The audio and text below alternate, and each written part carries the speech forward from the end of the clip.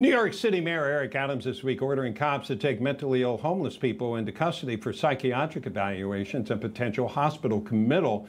But the NYPD says they were blindsided by Adams' decision, as multiple high-ranking law enforcement sources say they weren't alerted before he unveiled the plan. So is this a good idea to leave this in the hands of the police on top of the high crime rate? Let's bring in former New York Congressman Peter King and Democratic strategist Bill Caruso. Peter, I've heard people say this program is already on the books. You have to release somebody after 72 hours, but that this was an effort by Eric Adams, a PR effort to make things look like something was being done about homeless. What's your take on it?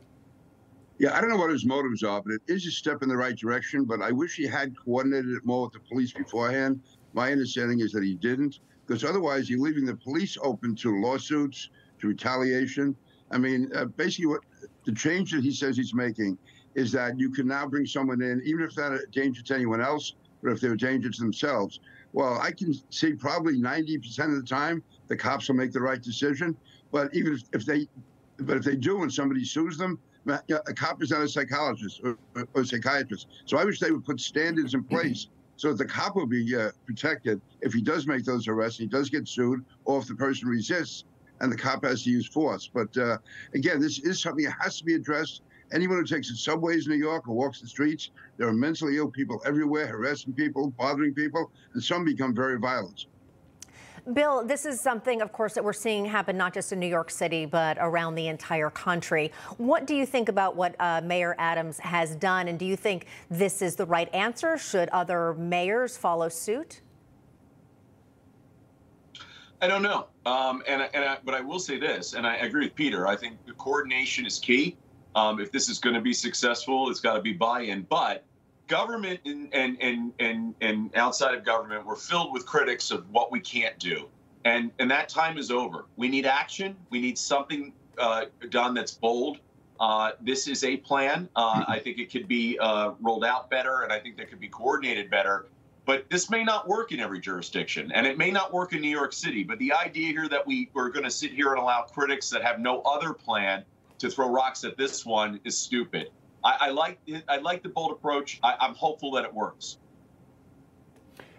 Take a look at this moment out of Palo Alto, California. You know, this upscale area, folks. Thieves just casually ransacking an Apple store, and staff are holding back customers who are trying to stop them, and you can understand why. They've probably been instructed to step back. Peter, that's where we are today. Yeah, first of all, I fully agree with what Bill said before, and this is really another example of that, is that we have district attorneys who say they're not going to enforce the law unless more than $1,000 is stolen, or goods worth more than $1,000. Now, even in Nassau County, which is a suburban county, we have pharmacies and convenience stores where people are walking in with plastic bags, plastic garbage bags, and just going up and down the counters, and and nothing is being done about it. So I think there has to be really almost a zero tolerance policy here, because they're going back to the broken windows policies. You allow small matters, $100, $200, and it leads to really just mass violation of the law, mass disrespect for the law, and it goes far beyond. This is bad enough. It's going to keep expanding. It has to be stopped. There has to be zero tolerance. All right, Bill, your last words on this. It's not just Apple. I mean, we may not have sympathy for the big corporate stores, but we're seeing this happen in little bodegas. We're seeing this happen in mom and pops. Lawlessness is not a plan. And so if the DAs aren't going to enforce the law, then the lawmakers have to come in and start tightening up these rules, or the voters have to come in and start voting these people out. But I think the public is fed up with the lawlessness, and I think it's evident. You saw it from the customers there. All right, Peter King, Bill Caruso, thank you, gentlemen. Thank you. Thank you. No crooked establishment. None of that twisting the truth. No talking down to me. Don't tell me how to think. Don't tell me how to think. Don't tell me how to think. I trust Newsmax. Newsmax. They don't tell me how to think. They let me decide. Newsmax. Real news for real people.